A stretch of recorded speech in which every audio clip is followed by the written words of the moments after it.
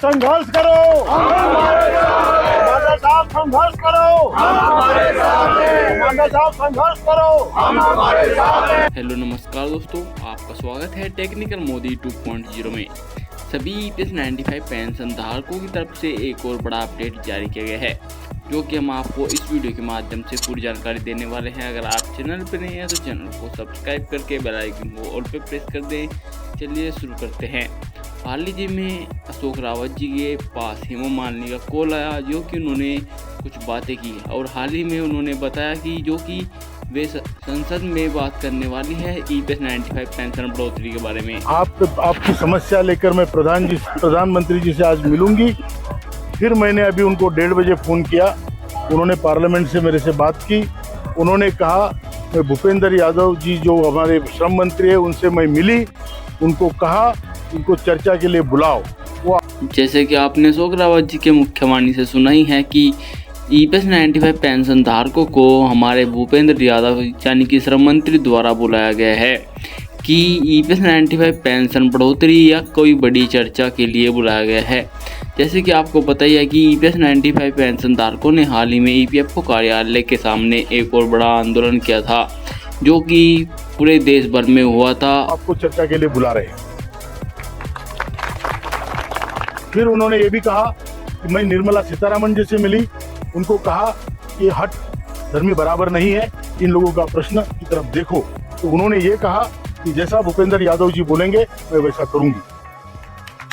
जैसे हेमा मालिनी जी द्वारा अशोक रावत द्वारा बताया गया है कि हेमा मालिनी जी ने हाल ही में प्रधानमंत्री जी से बात की, भूपेंद्र यादव जी से बात की और पार्लियामेंट में भी EPS 95 पेंशन धारकों की पेंशन बढ़ोतरी के बारे में चर्चा की। और सभी चर्चाओं का नतीजा यह निकला कि श्रम मंत्री द्वारा भी हाल ही में अशोक रावत जी को फिर से बुलाया गया है।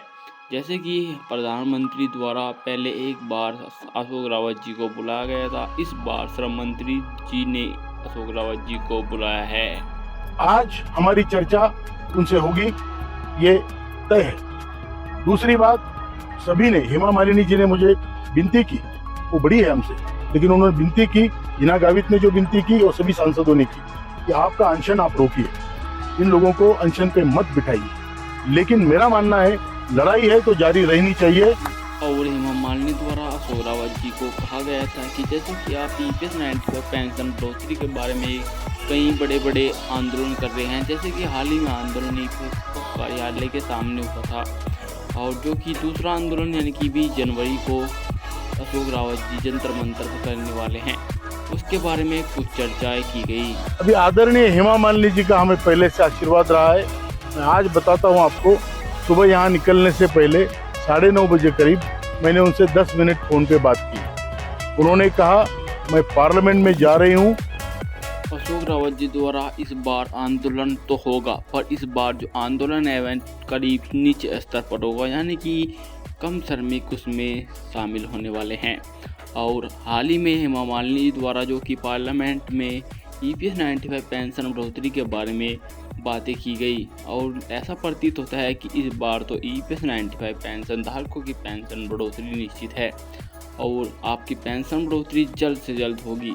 जैसे कि आप कार्य कर रहे हैं, आंदोलन कर रहे हैं और आपकी EPS 95 पेंशन बढ़ोतरी के बारे में आप बहुत संघर्ष कर रहे हैं, तो आपकी पेंशन बढ़ोतरी जल्द से जल्द होगी। इसके बारे में अशोक रावत जी द्वारा कई और बड़े प्रयास किए जा रहे हैं, जैसे कि वे कई बड़े बड़े वरिष्ठ नेताओं से मिल रहे हैं और EPS 95 पेंशन बढ़ोतरी के बारे में आग्रह कर रहे हैं। और उनकी जो कि मिलने की कुछ क्लिप आपको स्क्रीन पर भी दिखाई दे रही होगी, और जो कि आपको पता ही है कि 20 जनवरी 2024 को हाल ही में आंदोलन फिर से किया जाएगा, और आंदोलन के चलते कोई ना कोई बड़ा नतीजा आपको फिर से देखने को मिलेगा। और हम आशा करते हैं कि आपकी पेंशन बढ़ोतरी जल्द से जल्द हो।